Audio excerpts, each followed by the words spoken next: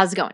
Today I'm talking about how to get faster for your marathon. So, at the time of recording this, I have gotten so many questions daily, so many DMs daily about how to get faster for the marathon. I've gotten these questions daily since Wine and Dine, and now we are more than a week out from Wine and Dine. People want to get faster. They were saying things like, get faster for a bigger buffer between me and the balloon ladies, a faster pace so that I can stop for character stops.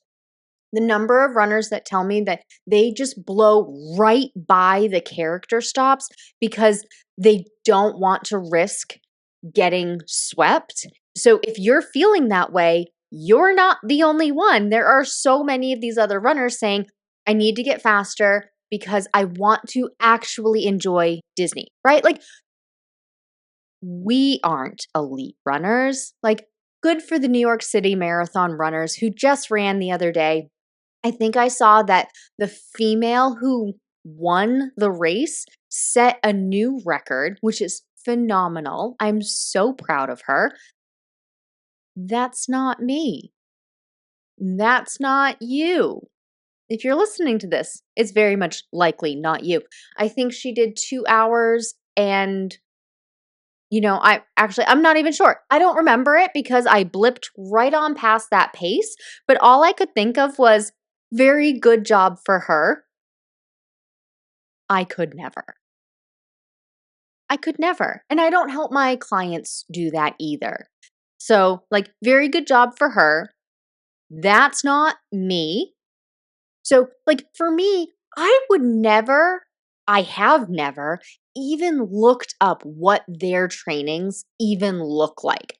The only reason I know what training looks like for somebody who's getting like a sub 3 hour marathon, as an example, is because I follow a couple of people, a couple of runners on Instagram, and one in particular, I follow her because she does a good job with her reels. She gets noticed and she's commented. I've listened to podcasts where she's been on. She talks about how she got so many followers because in her reels she gets most of her followers for winter running stuff. She posted lots of reels with her running in Alaska, and she literally has icicles on her eyelashes because of just where she's running. And so I'm not gonna lie, that's why I started following her, because I was like, oh, that's interesting. And so now she's also a running coach, and she shares what her training looks like,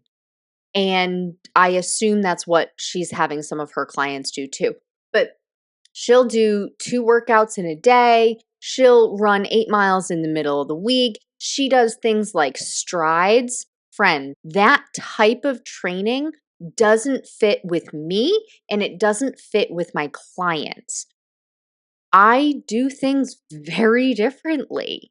And if you've worked with me or if you've heard something I've said where you're like, yep, that is different, I'd be very interested to hear what that different thing is. So you can DM me, runDisney DPT. Or if you're in Stronger, Faster Finisher or one of my one-on-one clients, tell me at our next call. I'd be very interested to hear about that information. But I know I do things differently, and I'm not trying to get a sub 2 hour half marathon. I'm not trying to get a sub 3 hour marathon. I haven't run a marathon yet. Never say never. I used to say never, but now I'm like, ooh, that is interesting to me. The thing that holds me back from it is just the time commitment. Literally, it's going to take me 6 to 7 hours to do the marathon. And thinking about training for the marathon for 6 months with slowly increasing that long run up until 6 or 7 hours in the future, sure. I mean, I work for myself. I have no little kids. If you don't know, I am child free by choice. Royal and I have our dog, four-legged fur friend Levi. He's our almost 12-year-old Wheaten Terrier, and we love him, and we love our nephews. We love our nephews. We want to be able to spoil them rotten, be fun, cool auntie and uncle, but we want to give them back at the end of the day. Give them back to their parents, enjoy them for a couple of hours, but we'd like to be able to continue going to bed at 8:30 in the morning, waking up at 5:30 and having our own lovely day. Like I start my day every day, friends. I start my day, I get out of bed, I go make a cup of coffee, and I get back into bed. And I drink my coffee, scroll through Instagram. I have a set email that comes to me of what my day looks like for the day, how many coaching calls I have, and my stronger, faster finisher coaching calls, my one-on-one coaching calls, and then other odds and ends. Am I recording a podcast? Whatever I'm doing. I love to do that in bed with no noise. The most noise that happens is Levi comes back into bed after breakfast because it's his nap time, and he makes all these mouth noises. Oh my god. But he's just had a lovely breakfast and he's still wiping all the remnants off the rest of his mouth. That's the kind of morning I like to have. And children, I am told, don't allow you to have that morning. But love kids, just also love to be able to give them back. Love that everybody else wants to have the children. I will spoil the children and I will have my quiet time and my early bedtime, early rise time, but quiet. Anyway, that's a long story short about, marathon training and stuff for me right now. Let's get back to the original thing. Marathon training, getting faster for your marathon. So, timing wise, this is the beginning of November that I am doing this podcast. Can you still get faster between now and Dopey? Yes. Meaning now and the marathon. Yes. You still have 2 months before race day. You still have about 6 weeks, 5 to 6 weeks, depending on when you listen to this, 5 to 6 weeks before your peak long run. Your peak long run starts your taper. You don't want to be working on getting faster in the sense of running faster during taper. But you only need a short amount of time to get this much faster. Now, we are not talking cutting 45 minutes off of your race, okay? If you listened to the podcast episode a couple of weeks ago with my client Amanda, she shared a phenomenal story where she went from a 4-hour, just under 4-hour half marathon to a 3-hour and 15-minute half marathon in 1 year. And really in 6 months, because we had started working together 6 months prior. Now, I'm not promising those results. Amanda did the same thing that I'm going to talk about today. And actually, now that I'm saying this, I'm going to do a webinar for this. I'm going to do a webinar about getting faster. Not sure exactly the date. It's going to be before Thanksgiving 2025. So if you're listening to this, check the show notes. I'll have a link for registration, or DM me runDisney DPT over on Instagram. But I'm not promising her results. I'm not promising 45 minutes off of your half marathon time.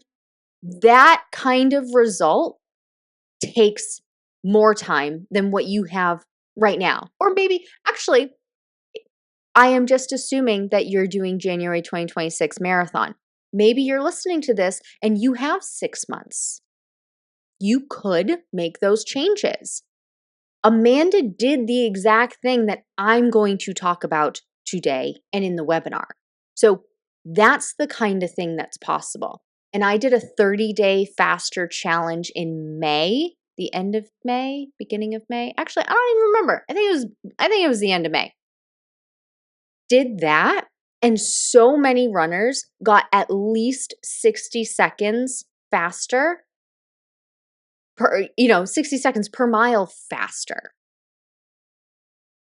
in those 30 days. So that's 4 weeks, friend. You can do it.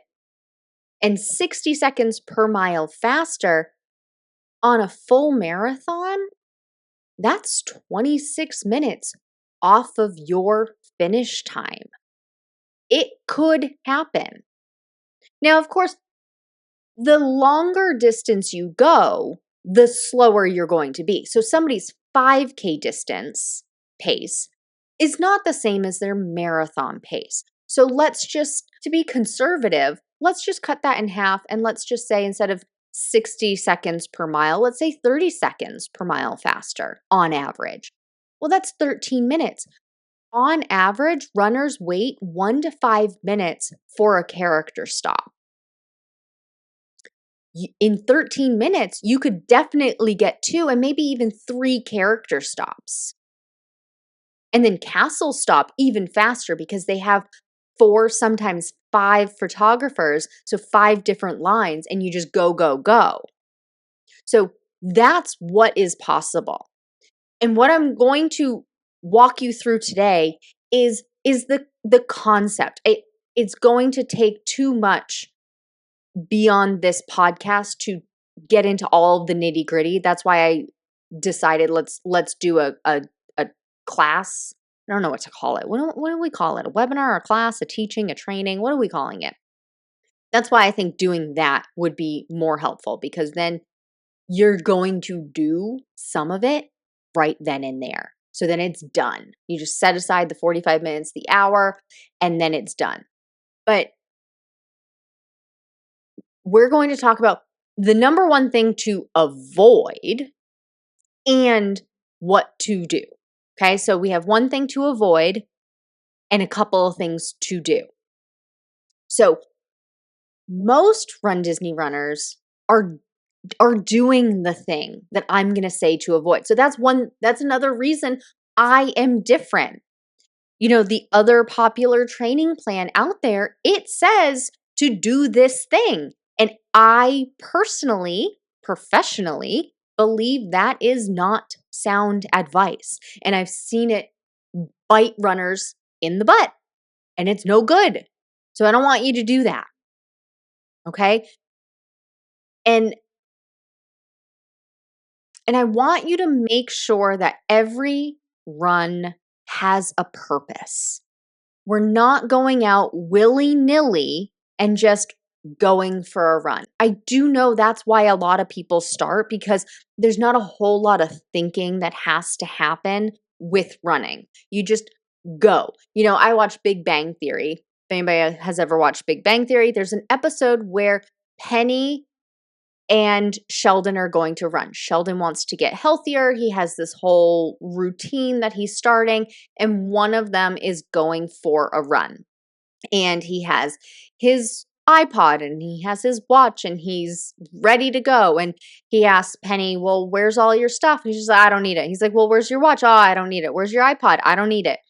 And he's like, well, what do you mean? Like, how do you know what you're doing? And she goes, I run until I get hungry, I stop for a donut, and I go home. And that's one way to run. You just grab some running shoes, go out for a run until you hit the end of the road, turn around, and come back and be done with it. That doesn't get you faster. In the last episode, I think it was the last episode, I talked about one of the coaches that I listened to a podcast of, and she said, well, I just used to go and run a half marathon to run a half marathon. That's how she trained for her half marathon.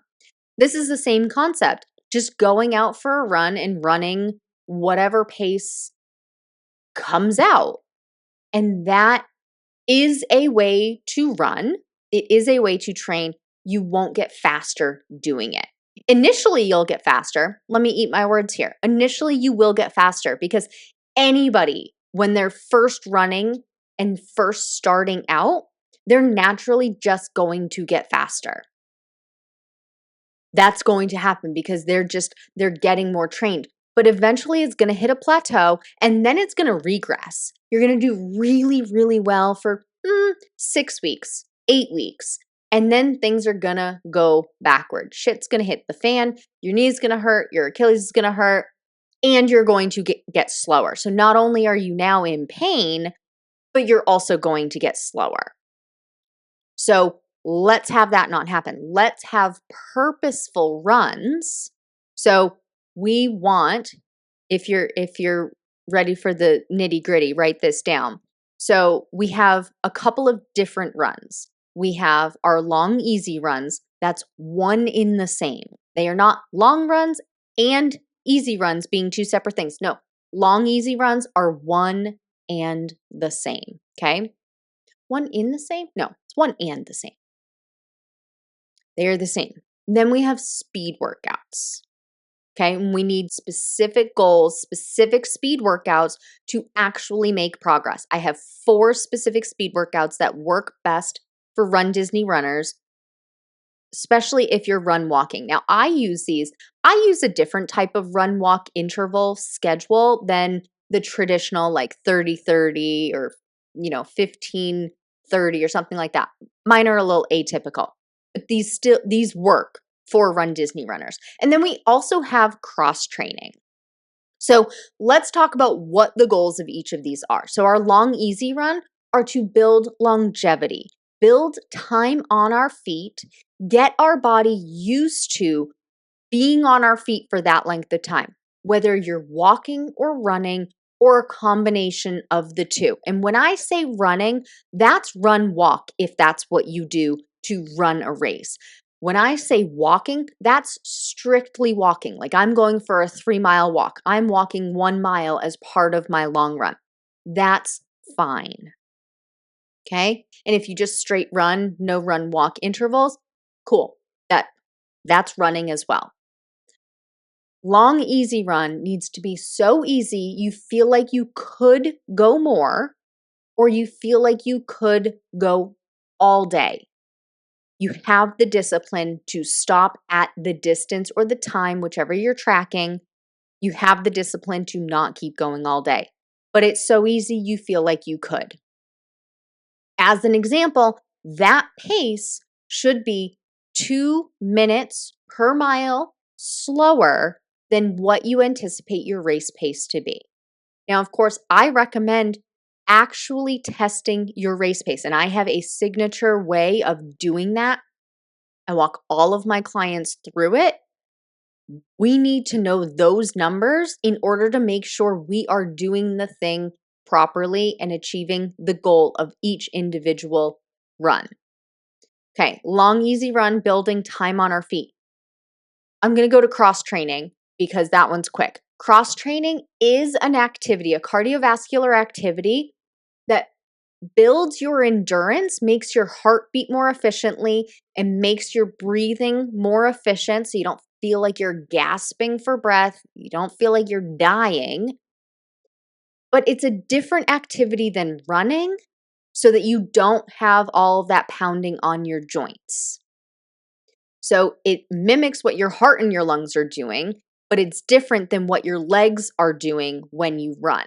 So that's swimming, riding a bike, spin class, playing another sport, basketball, soccer, ice skating. I went to the Golden Knights hockey game the other day for Halloween, and ice skating, holy cow. Have you ever seen those professional skaters? Even the kids, that at halftime they had the little kids on the ice for like 5 minutes.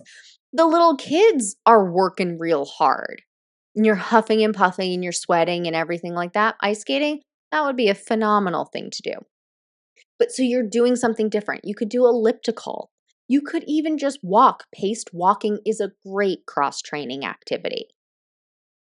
But the goal of cross training is to make your heart and your lungs work like you were running without actually running. Then let's get into the speed workouts. So the 4 specific speed workouts, they each have their own goal. Okay, so if you've been here for any length of time, you've heard me talk about my 4 favorite speed workouts. And I recommend you doing them as the short workouts in the middle of the week. So other training plans will say these are maintenance runs. I don't like that term because maintenance just sounds like, oh, I should just go out and do the same pace that I'm doing for everything else, which again, that is a way to run. You just don't get faster with it. So that's why I like doing these speed workouts in the middle of the week, because you go hard. But you can't go that hard for that long. So let's do 30 minutes if we're doing like a 5K or a 10K. Let's do 45 minutes, maybe even an hour if we're doing a half marathon, full marathon, 2-course challenge, goofy or dopey. 45 minutes. But that includes a 10-minute warm up and a 10-minute cool down. So 45 to 60 minutes is total workout time. So that is 45 minutes minus 10 for a warm up, minus 10 for a cool down. We have 25 dedicated minutes to our speed workout. How hard can you go in 25 minutes? If you know you're stopping at 25 minutes, no matter how far you went, how hard could you go? You want to go hard on your speed workout days because that's building the muscle fibers that make you go faster. Our muscles have 2 different types of fibers in them. They're literally called slow twitch and fast twitch. Slow twitch, it's right there in the name. It helps you go long and slow. Fast twitch, that's used for things like sprinting, running faster, and jumping. Okay? So when you go on your long run, you're still just using your slow twitch fibers for the majority of that run. We need to train those fast twitch fibers if we want to be turning our legs over. Now, of course, as you get faster and faster on your long run and training, you're going to be using some of those fast twitch fibers. But if you only ever go the same pace all of the time, you don't train those fast twitch fibers, so they are not going to kick in on race day. So we need to train those fast twitch fibers. And we do that with 4 distinct speed workouts, and they have 4 distinct reasons, goals, purposes. So we have 30, 20, 10. 30 seconds of jogging or walking, 20 seconds of running or your middle speed, and 10 seconds of sprinting or your fast speed. So you have 3 different paces. I use jog, run, sprint just as delineators, but jogging, it could actually be walking for you. Running, that could actually be jogging for you. And sprinting, that could actually be running for you. As long as we have 3 distinct paces, that's what we're going for. And I love this one for run walkers because it adds up as a total minute. So it's 30 seconds and then technically 30 seconds. Right? So it's a 30-30 run walk. So you can use that first 30 seconds as walking and then 20 seconds as running faster and then 10 seconds as running even faster. The goal of this one is to learn to adjust what speed you're going for short bursts of time. This is perfect for when you're in a race and you have to get around somebody. You know, you finally caught up, somebody's just walking and you need to get around them. So you just want to run faster for a short burst just to get around and ahead of them. Or if you have to play catch up for a little bit of time because you've gone to the bathroom. That's what it's training. Then you have your progression run, which gets you practicing going a little bit faster over the entire period of time.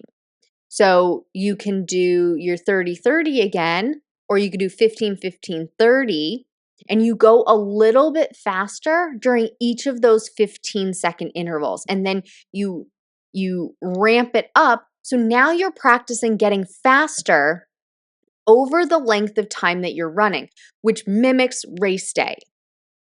Because I recommend runners start slow and progressively get faster and faster and faster throughout the race in order to achieve the goal that they want, as opposed to going out strong and then, feeling like you're going to die 3 miles in. Nobody wants that. And then, of course, you have hills where runDisney has so many on and off ramps and just hills in general. This trains you to practice those hills. You practice running up as fast as you can or as slow as you want, and then recovering. So now you know how hard to push it on those ramps and how long it's going to take you to recover. There's nothing worse than being blindsided by something on the course and you sprint up that ramp and then you've never done that before and it takes you 15 minutes to recover. But if you've been practicing that couple of times throughout your 3 months of training for a half marathon, 6 months, 7 months of training for a full marathon, you know how your body's going to react. If you're anything like me, you might say, not worth it. I'm just going to walk up these hills. That's what I do. I still practice hills in my training, so I could run up the hill if I wanted, but I just walk up those ramps. It gives me a break. I get to eat my Nerds gummy clusters and I call it a day. But that lets you know what you're going to feel like on race day when you have those ramps. And then finally, tempo run. Tempo run in my world means anything faster than easy pace up to race pace. So you get to practice all sorts of different paces for prolonged amount of time. I have runners who will say, well, I'm just running in 30, 20, 10. I'm just running for 20 seconds or 10 seconds for a minimal amount of time. And okay, yes, you are. But also, if you're doing a 30-30 interval, you're always only doing that before your next rest break. And also, here's another way to practice going for 5 minutes, 10 minutes, 15 minutes, 20, 25, 45 minutes of this specific pace. Now you know exactly what that pace feels like. So then on race day, you know, oh, yes, I can hold that for 3 miles, or I can hold that for 13 miles. Because if you just gun it, you're going to burn out. And if you've never practiced it before, like before race day, you're not going to know that you can't hold that pace for 13 miles, that you can only hold it for 1 mile because you've never practiced it before. So you can practice all these different paces, including your anticipated race pace before race day. So see how each speed workout has a very specific purpose and they get you faster. They practice those fast twitch. So let's go back to talking about what that number one mistake runDisney runners are making. And it's trying to run the same pace every time they go out and run. And I get it. I know where it's coming from. Part of it, it's coming from, well, you practice like you play. I have to run this pace in order to make sure I can run this pace on race day.